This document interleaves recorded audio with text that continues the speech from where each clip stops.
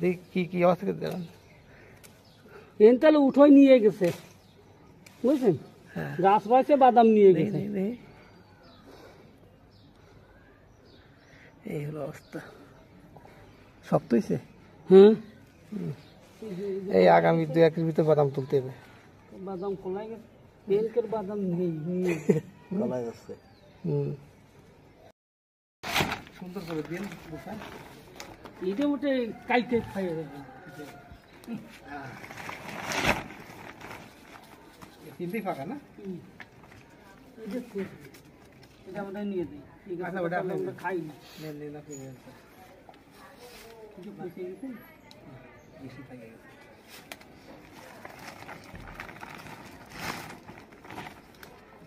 ওটা ফাঁকা না?